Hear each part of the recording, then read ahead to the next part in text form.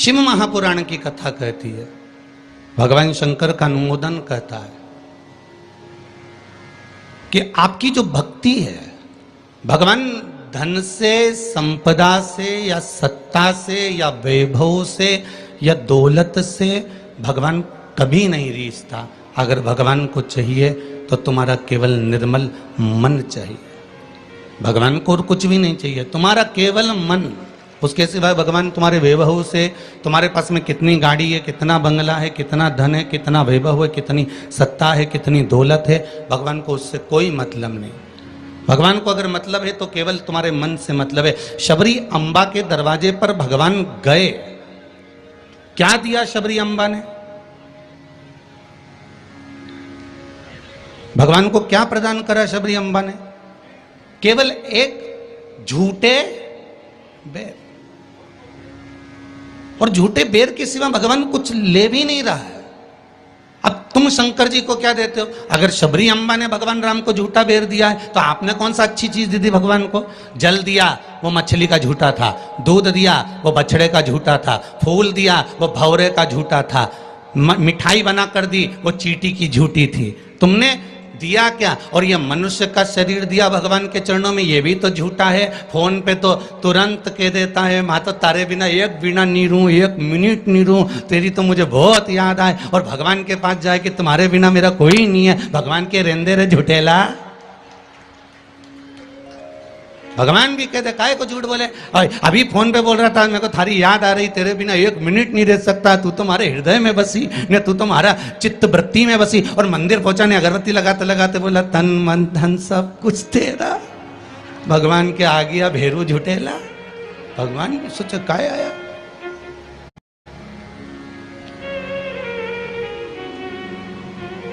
अगर शबरी अम्बा ने झूठा बेर दिया है तो हमने कौन सी अच्छी चीज भगवान को दे दी है? हमने क्या भगवान को अच्छा दे दिया है? हम भी तो झूठा ही दे रहे हैं। पुष्प दिया, वो भी झूठा था। जल दिया, वो मछली का झूठा था। दूध दिया, वो गाय के बछड़े का झूठा था। मिठाई दी, वो चींटी की झूठी थी। हम जो परमात्मा को दिए वो सब कुछ झूठा था। यहां तक हम भगवान का जो स्मरण भी कर रहे हैं, कई लोग भगवान के मंदिर में बैठकर घंटों तक माला पकड़कर भी अगर भगवान के मंदिर में बैठकर भजन कीर्तन स्मरण कर रहे हैं तो वो ये सोचे कि नहीं ये सत्य है, तो उसने उसमें भी छल कर दिया। थोड़ी देर तक तो मन लगता है, उसके बाद ये चित्त, ये वृत्ति, ये मन कहीं ना कहीं डोल जाता है। इस मन को लोग कजन कहां लेकर चले जाते हैं। बड़ा बड़ा कठिन है महाराज, ये बड़ा कठिन। ये मन बड़ा चंचल है, कैसे तेरा भजन करूं, जितना इसे समझाऊं उतना ही मचलता है। भोलेनाथ हे शंभो, हे त्रिकालदर्शी, हे कैलाशी, हे अविनाशी, हे शिव, हे करुणा सागर। ये चित्त, ये मन, ये वृत्ति बड़ी चंचल है।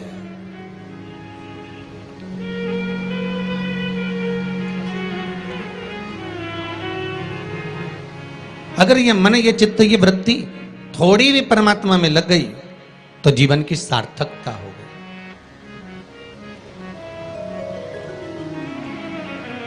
ब्रह्मा और भगवान विष्णु दोनों मिलकर मंथन कर रहे हैं।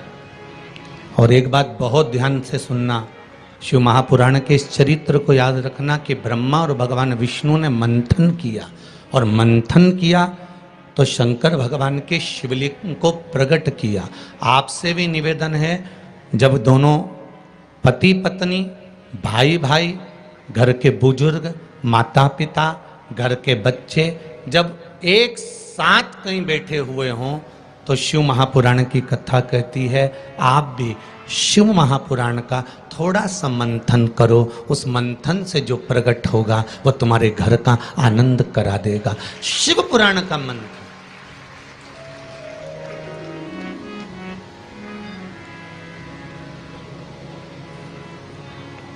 थोड़ी देर अपने माता पिता के पास में जाकर बैठा करो, थोड़ी देर जब घर से जाते हो तो अपने घर में जो मंदिर है, अपने घर में जो देवालय है, अपने घर में जो शिव जी हैं, अपने घर में जो राम जी हैं, अपने घर में जो ठाकुर जी हैं, अपने घर में जो कृष्ण हैं, अपने घर में जो देवता विराजमान हैं, आप उनके पास जाकर बैठकर फिर अपने गंतव्य की ओर अपने कार्य के लिए जाइए। और शाम को जब आओ तो पत्नी और बच्चों से, परिवार से बाद में मिलो।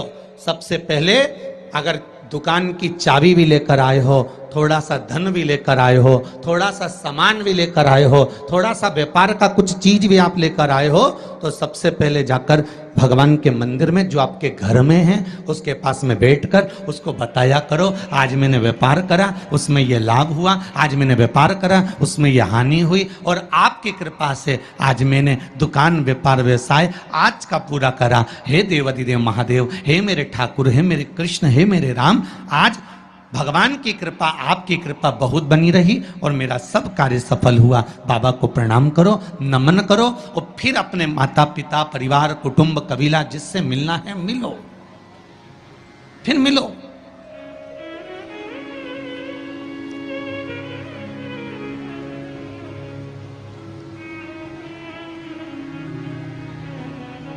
आज किसी ने एक प्रश्न किया था सुबह, गुरुदेव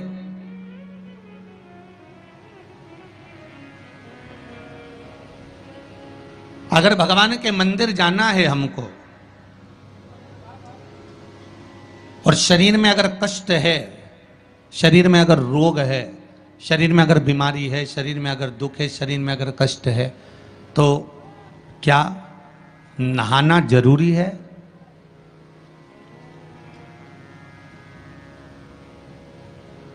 शिव महापुराण की कथा कर रही है, मत नहाओ, स्नान कर लो।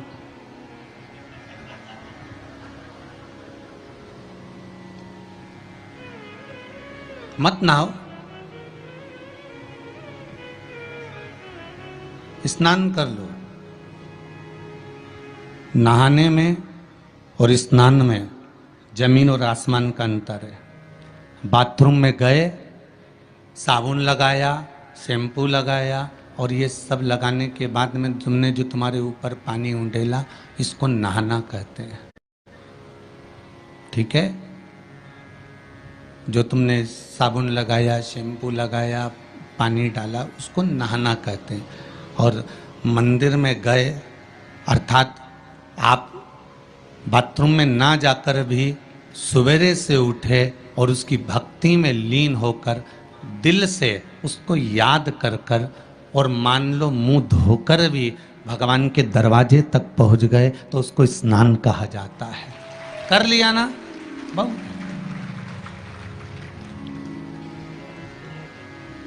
नहीं है ना शरीर में बल?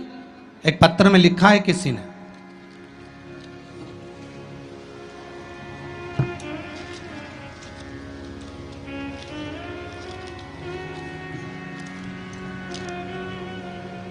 मैं बदनावर धार के पास बालोदा में रहती हूँ। मेरा नाम शांति बाई कुमावत है। कहीं बैठी हो तो खड़ी हो जाएं। आप ही हैं? दोनों हाथ हिला दो एक बार। मेरा नाम शांति बाई कुमावत है। गुरुदेव, आज मैं अपने पैरों पर खड़ी हूं और घूम रही हूं, ये शिव की ही कृपा है, शंकर की कृपा है। मैं कैंसर से पीड़ित हूं, बहुत सारे अस्पतालों में मेरा इलाज हुआ है। ऐसा कोई हॉस्पिटल गुजरात का, राजस्थान का और महाराष्ट्र का नहीं जहां पर मेरा इलाज नहीं हुआ। रह रह कर कैंसर उपज रहा था, परेशान हो गई थी गुरुदेव। तब बाबा की कृपा से डॉक्टर ने कह दिया अब तुम्हारे शरीर में और ऑपरेशन का दम नहीं बचा, इसलिए अब तुम भगवान के ही सहारे जियो। और डॉक्टर ने अगले ऑपरेशन करने से मना कर दिया। मैं घर आ गई, शिव महापुराण की कथा सुनी और गुरुदेव अब मैंने भी विचार कर लिया कि ये शरीर मैंने शंकर को दे दिया। और गुरुदेव एक बेलपत्री शिव जी पे चढ़ी हुई अपनी पोती से, बेटों से बुलवाती और उस बेलपत्री को जल के साथ खाना चालू कर दिया, 2 कदम भी नहीं चल पाती थी क्योंकि कैंसर के ऑपरेशन इतने हुए थे। गुरुदेव, आज मैं इस पंडाल में बैठकर कथा सुन रही हूं, ये शिव की ही कृपा है, ये शंकर की करुणा। एक बात बहुत सुंदर आपने लिखा है शांतिबाई जी, माता जी, कि गुरुदेव जांच भी कराई, अब डॉक्टर बोल रहा है तुम तो ठीक होती चली जा रही हो, ऑपरेशन की भी जरूरत नहीं है। अब बाबा की यह कृपा हुई है, ये करुणा है। बैठो मां, बैठो। हर हर महादेव। ये शिव की कृपा है, ये शंकर की करुणा, ये शंकर की उदारता है, ये शंकर की दया है, ये शिव करुणा है। अकाल मृत्यु वो मरे जो काम करे, चंडाल का काल उसका क्या बिगाड़े, जो भक्त हो महाकाल का। शंकर की आराधना करने वाला, शिव का स्मरण करने वाला, शिव भक्ति में डूबने वाला, शंकर का अनुमोदन करने वाला कभी भी भटकता नहीं है। शिव उसको मार्ग तक पहुंचा ही देता है, पहुंचाएगा।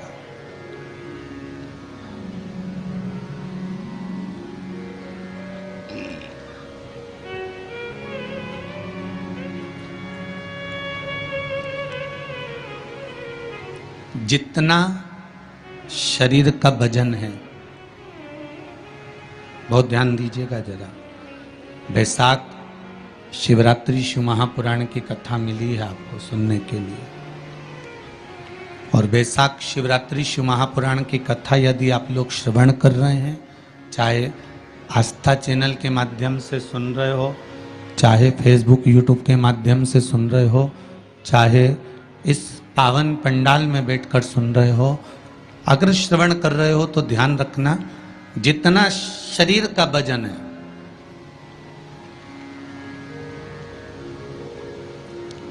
70 kilo, 25 kilo, 20 kilo, 15 kilo, 50 kilo,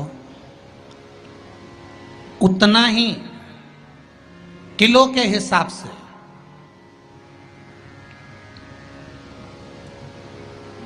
10 kilo है तो ये मन में भाव लगा लेना कि मुझे दिन भर में 10 बार भगवान को धन्यवाद देना है कि तूने ये शरीर दिया, चित्त वृत्ति दी, ये मन दिया, ये बुद्धि दी, ये पूरा जीवन मुझे दिया, ये आपकी कृपा से मिला है, आपको समर्पित है और आप ही को दे रहा हूँ। 10 किलो के हो तो 10 बार आप भगवान को धन्यवाद दीजिए, 20 किलो के हो तो 20 बार धन्यवाद दीजिए, 80 किलो के हो तो 80 बार धन्यवाद दीजिए, 90 किलो के हो तो 90 बार धन्यवाद दीजिए कि ये आपकी कृपा से मुझे प्राप्त हुआ है, कोई दूसरा देने वाला नहीं है मुझको, केवल आप दे रहे हो, उसके सिवाय कुछ नहीं मिला।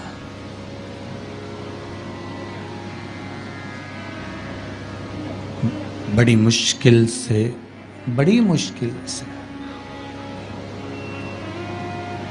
उसने कृपा कर कर यहां भेजा है अपने को, बड़ी मुश्किल से भेजा।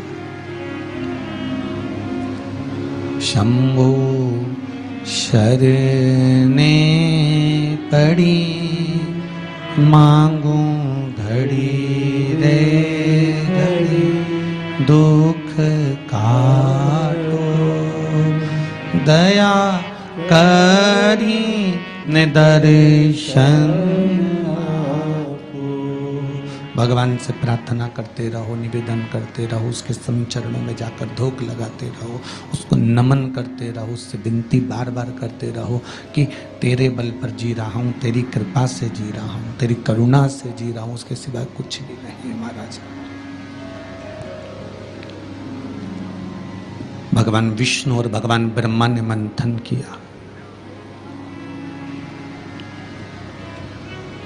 और भगवान विष्णु और भगवान ब्रह्मा जब मंथन करे तो उस मंथन में शिवलिंग प्रकट हुआ।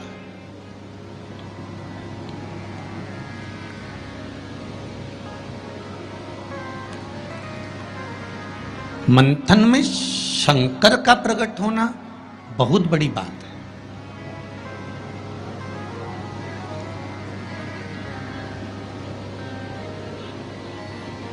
जैसे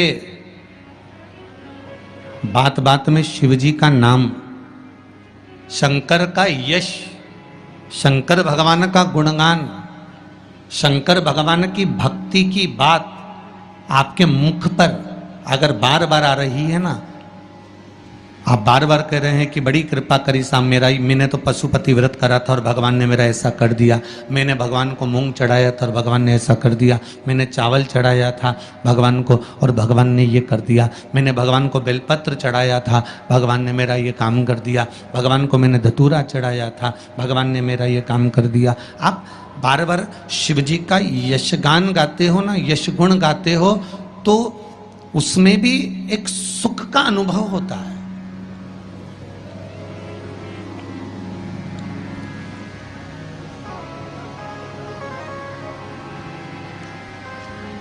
आपके यश गुण गाने में भी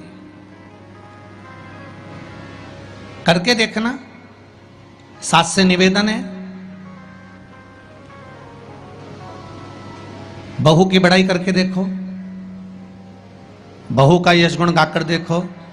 कितनी भी बुरी बहू हो, कितना भी अपशब्द कहती हो, कितना भी ताना देती हो, कितनी भी गाली देती हो, कितना भी आड़ा टेढ़ा बोलती हो, भले तुम्हें संभालती हो ना संभालती हो, तुम्हारा सम्मान करती हो ना करती हो, तुम्हारा आदर करती हो ना करती हो, उसके बाद भी तुम 4 लोगों से अपनी बहू की बड़ाई कर कर देखना।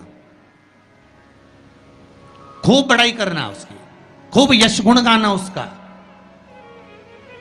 भले वो गाली दे, अपशब्द के ताना दे, कुछ भी बोले, पर तुम यश गुण गाओ उसका, खूब गाओ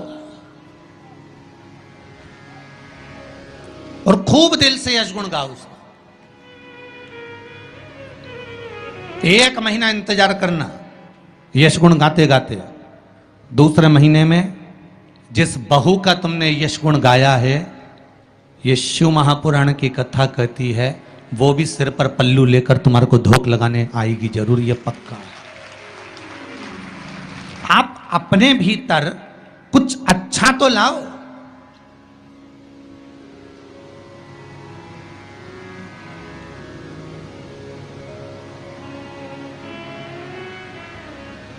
कुछ अच्छा ढूंढने का प्रयास तो करो।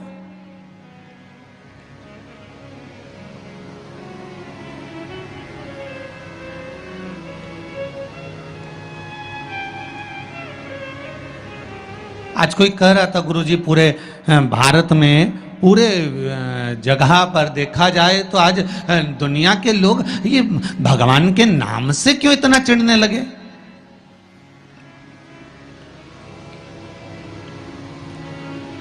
भगवान के नाम से, राम नाम से, शिव नाम से, कृष्ण नाम से, ये दूसरे लोग आखिर चिढ़ते क्यों? तो हमने कहा सीधी सीधी बात है कि रामचरितमानस में भी वर्णन आया कि जब जब रामचरितमानस में जब जब राम जी की सेना के लोग जय जय श्री राम चिल्लाते थे, तब तब जितने राक्षस थे वो सब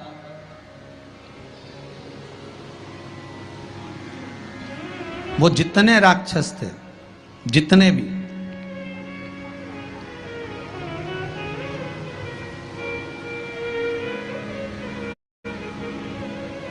राम सेना के दल के लोग जब जब श्री राम चिल्लाते थे, जितने भी राक्षस थे वो सब भिनक जाते थे, सब भिनकते थे, सब गुस्सा करते थे, सब क्रोध करते थे। जब उस समय पर भगवान के नाम से राक्षस भिनक जाते थे, तो आज के समय के राक्षस भी तो जय जय श्री राम करने पे भिनकेंगे कि नहीं भिनकेंगे? जरा विचार तो करो।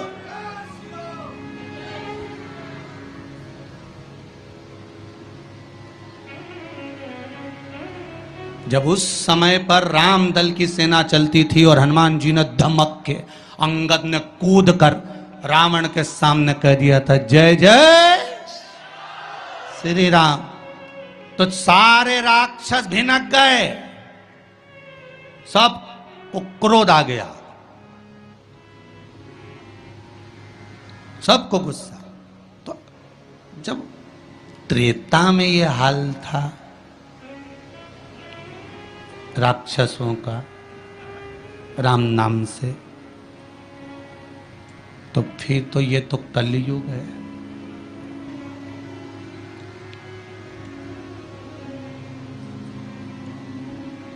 अब तुम राम बोलोगे तो थोड़ा सा तो भिनकट्टा छूटेगा ही इनके भीतर भी, थोड़ा थोड़ा तो आएगा। पर आग लगे बस्ती में,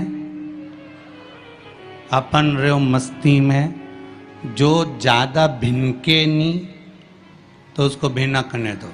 तुम तो जोरदार खजूर वाली चोटी बना के बिंदी लगा तैयार होके भगवान के मंदिर जाओ और राम नाम गुण गाओ, शिव का स्मरण करो, लोटा भर के जल चढ़ाओ, शंकर का भगवान का भजन करो। शिव की भक्ति में जितने जितने लग सकते हो उतने लगो, कुछ नहीं बिगड़ेगा। एक लोटा पानी जो भगवान शंकर को समर्पित करता है, मरने के बाद तुम्हारी औलाद तुम्हारा किसी पवित्र नदी में तर्पण करे ना करे, तुम्हारा शिव को दिया हुआ जल तुम्हारे खाते में पहुंच जाता। आपने जो शंकर भगवान को एक लोटा जल दिया है, शिव जी को एक लोटा पानी चढ़ाया, शंकर भगवान को एक लोटा जल समर्पित करा है, शंकर भगवान को एक लोटा जल अगर आपने दिया है तो वो आपके खाते में पहुंचेगा जरूर, ये निश्चित है, पक्का है।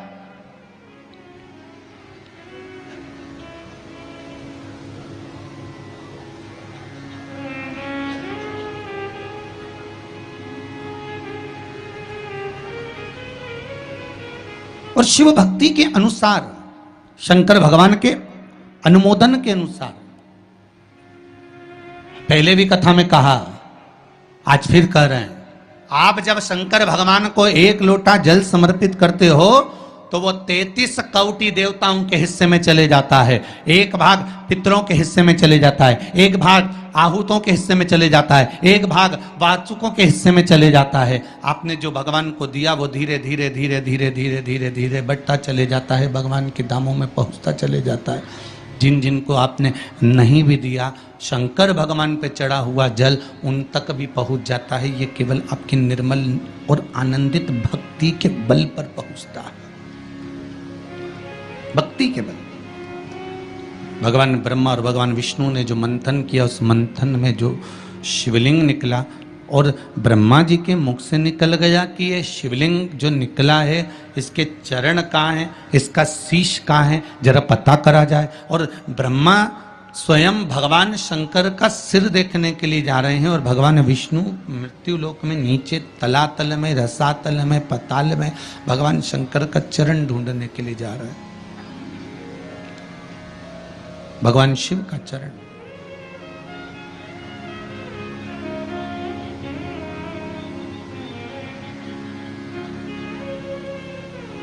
गए दोनों, वो ऊपर गए, ये नीचे गए देखने के लिए। कई लोग शिव महापुराण की कथा, स्मरण, भजन, कीर्तन सुनने के लिए नहीं जाते हैं। मंदिर में कई लोग भगवान शंकर पर जल चढ़ाने नहीं जाते, कई लोग ये देखने के लिए जाते हैं कि कौन आया कौन नहीं आया, किसने सुना और किसने ना सुना, किसने धारण करा किसने ना करा।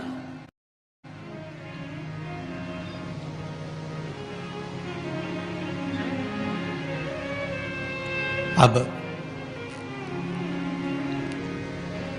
ब्रह्मदेव ऊपर गए, इतने ऊपर पहुंच गए, इतने ऊपर पहुंच गए, इतने ऊपर पहुंच गए कि उनके भीतर अभिमत्ता, अहंकार थोड़ा थोड़ा समाहित होने लगा, और उन्होंने केतकी के पुष्प को तोड़ लिया और केतकी के पुष्प से कहा कि तुम नीचे चलो मेरे साथ में, भगवान विष्णु के सामने चलकर कह देना कि मुझे भगवान शंकर का शीश मिल गया। केतकी के फूल ने कहा कि यदि मैं झूठ बोलूंगा तो वो श्रेष्ठता कैसे रहेगी?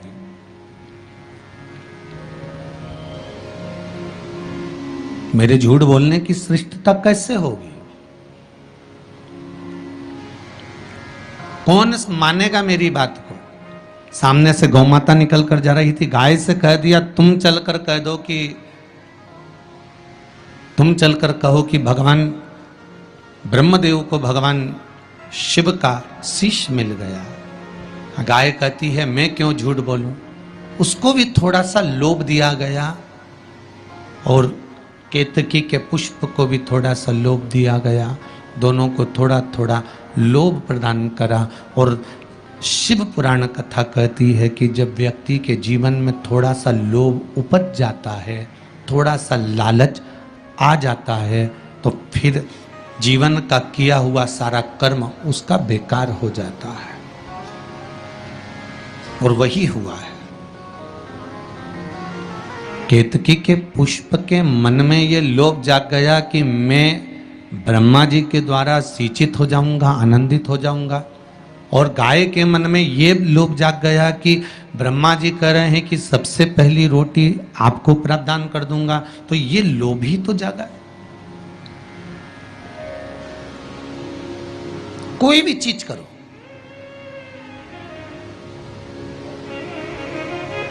अगर कोई सत्कर्म आप कर रहे हैं, थोड़ा सा अच्छा कार्य आप कर रहे हैं, भगवत भजन आप कर रहे हैं, कीर्तन आप कर रहे हैं, मंत्र जाप आप कर रहे हैं, स्मरण आप कर रहे हैं, नाम जाप यदि आप कर रहे हैं, तो वो लोभ से परित होना चाहिए, बहुत दूर।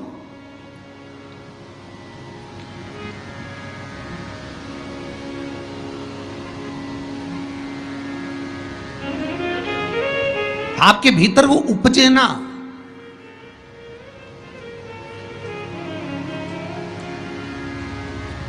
फिर चाहे दुनिया के लोग कितना भी कहे ना, वो एक बेल बेचारा किसान का एक बेल कुएं में गिर गया।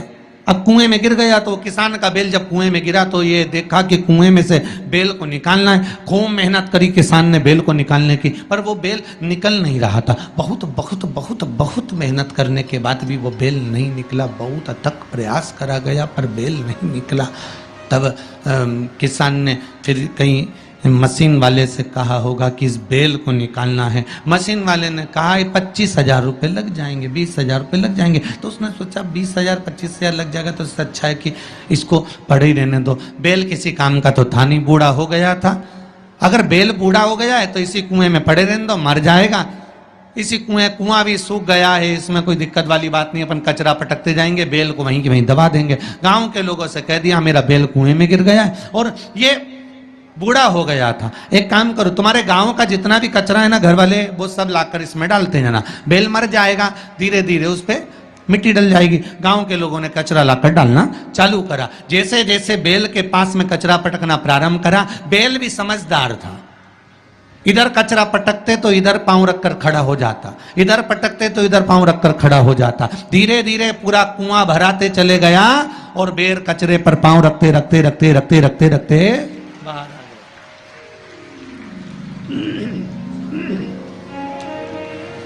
बेल कचरे पर पांव रखते रखते रखते रखते बाहर आ गया, ऊपर आ गया। और जब वो ऊपर आया, निकल कर बाहर भाग गया, निकल कर बाहर भागा।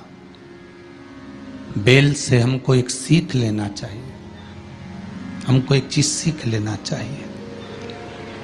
बुराई करने वाले कितनी भी बुराई करेंगे, निंदा का कचरा, बुराई का कचरा कितना भी पटकेंगे, हमको केवल उस पर पांव रखकर निकल कर बाहर की ओर चले जाना है और हमारे जीवन को सार्थक बना लेना है। करे करे तो करे।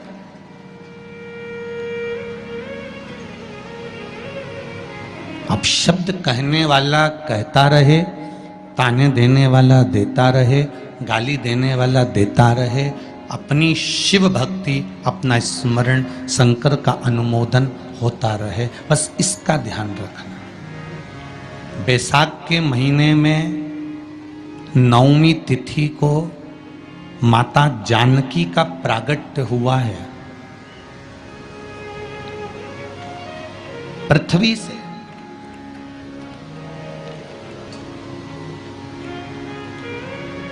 कभी एक विचार करिएगा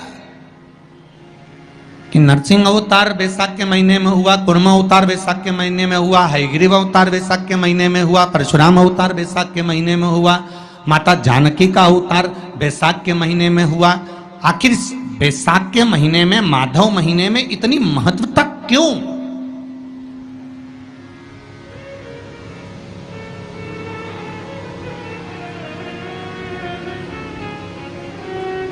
बैसाख के महीने में पड़ने वाली एकादशी, चतुर्थी, प्रदोष, अमावस्या, पूर्णिमा, शिवरात्रि, ये सभी इतनी महत्वपूर्ण क्यों हो जाती है?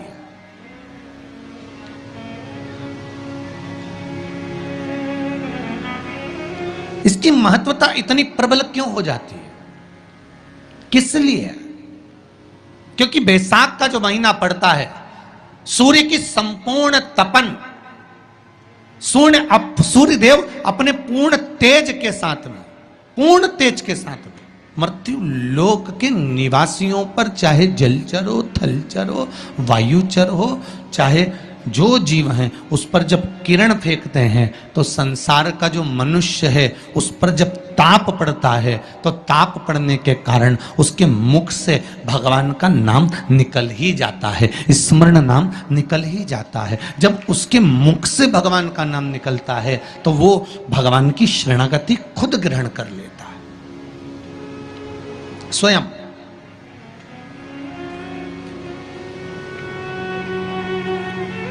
शरणागति ग्रहण कर लेना।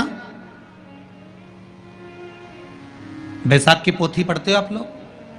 आप में से अगर कोई पढ़ता हो बैसाख महीने की पोथी, तो उसमें एक वर्णन आता है,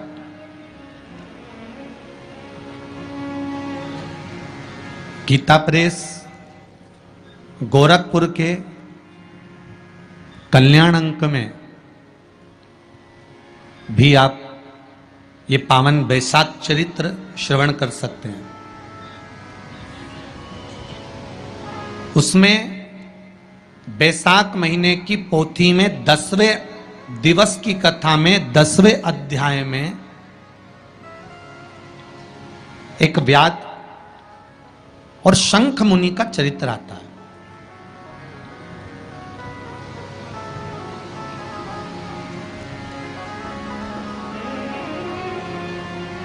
शंख मुनि एक बार निकलकर भगवान शंकर के मंदिर में जल समर्पित करने के लिए जा रहे थे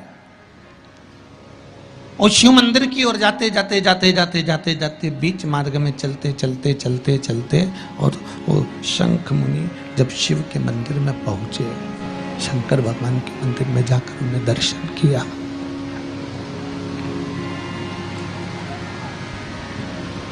जल का पात्र उठाया और वो जल का पात्र उठाकर जब भगवान शिव को समर्पित कर रहे थे तो उसी समय जल का पात्र उठाकर जब शंकर भगवान को समर्पित करा गया और शंख मुनि निकलकर जब बाहर आ रहे थे, आते आते शंख मुनि के मन में एक भाव उत्पन्न हो गया कि जब हम भगवान शिव को कुछ वस्तु समर्पित करते हैं तो उसका फल, उसका पुण्य फल हमें कितने समय में प्राप्त होता है। ये शंख मुनि के मन में एक विचार जागृत हो गया, शंख मुनि के मन में एक भाव जागृत हो गया।